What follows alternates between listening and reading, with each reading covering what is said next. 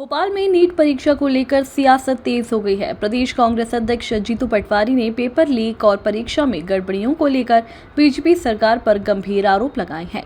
जीतू पटवारी ने कहा कि पेपर लीक की घटनाएं पहली बार नहीं हुई, बल्कि 2017 से लेकर ऐसे मामले सामने आते रहे हैं। उन्होंने आरोप लगाया है कि जहां जहां बीजेपी की सरकार है, वहीं सबसे ज्यादा परीक्षा घोटाले और धांधलियां हुई हैं। गुजरात, हरियाणा, उत्तराखंड और मध्य प्रदेश के उदाहरण देते हुए उन्होंने व्यापम घोटाले का भी जिक्र किया। साथ ही कहा कि इस तरह की घटनाएं युवाओं में हीन भावना पैदा कर रही हैं और देश के भविष्य के साथ खिलवाड़ हो रहा है। वहीं कांग्रेस ने छात्रों की समस्याओं को लेकर एक कमेटी गठित करने का ऐलान किया है, जिसकी घोषणा 16 मई को की जाएगी। दो इश्यूज को लेकर हम आज आपस में बात कर रहे हैं। दोनों मुद्दे राजनीतिक नहीं, देश की आत्मा और देश के भविष्य के इशू है। इसमें किसी भी प्रकार का राजनीतिक पुट देना या राजनीतिक भावना व्यक्त करना, मैं समझता हूँ ये सच्ची और अच्छी देशभक्ति नहीं है। लगभग 24 लाख बच्चों ने नीट की एग्जाम दी और पेपर लीक हुआ। ये पहली घटना नहीं हुई है, इससे पहले 2017 में 2021 में इस तरह की घटनाएं नीट में हो चुकी है। आप देखो कि नरेंद्र मोदी जी की खुद हमेशा से डिग्री संदेह के घेरे में रही है। उनका नीट को लेकर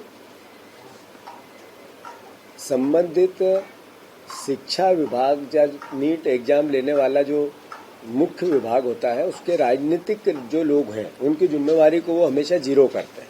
बीजेपी की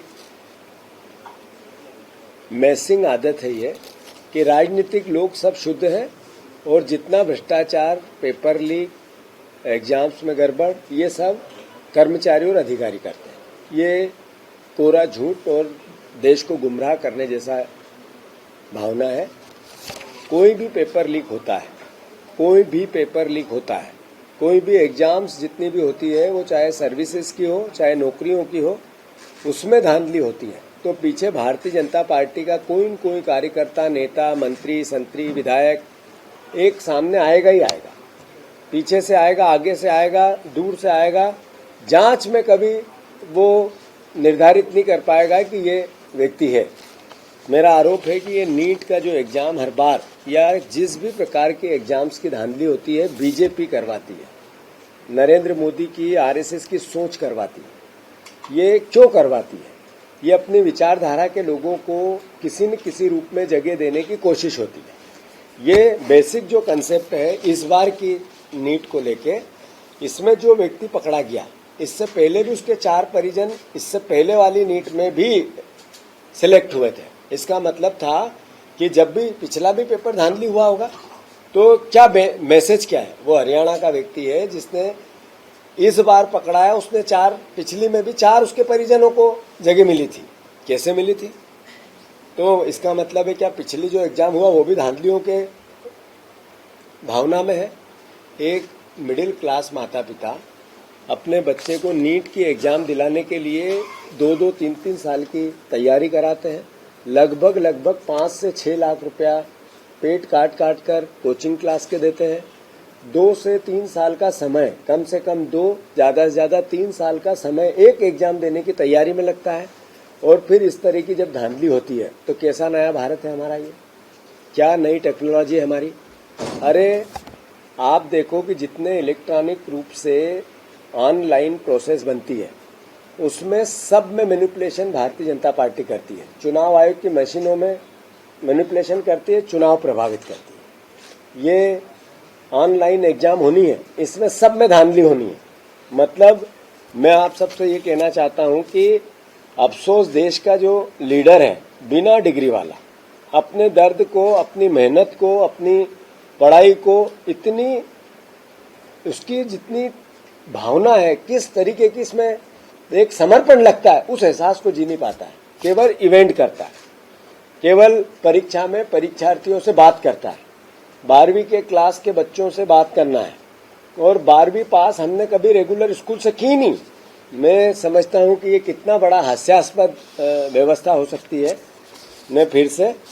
मैं बहुत विनम्रता से आप सबको ये कहना चाहता हूं कि ये भारत के भविष्य को बेचने का एक पूरा अभियान है और इसमें भाजपा सरकार जहां जहां है, जिस जिस राज्य में है, चाहे केंद्र में है, वहीं ये धांधलियों का प्रतिशत 90 होता है।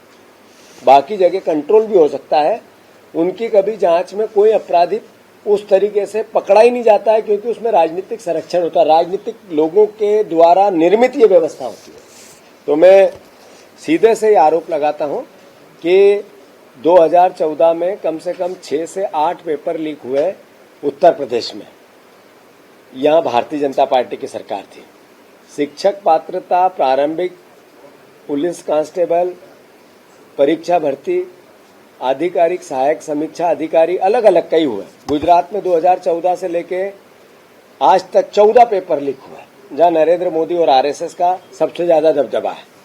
हरियाणा 2014 के बाद 5 से 7 पेपर लीक हुए, जहां बीजेपी की लगातार पिछले 10 साल से सरकार है, 15 साल से सरकार है। ऐसे ही उत्तराखंड में 2014 के बाद 4 बार पेपर लीक हुआ, 4 बार एग्जाम्स के पेपर लीक हुए।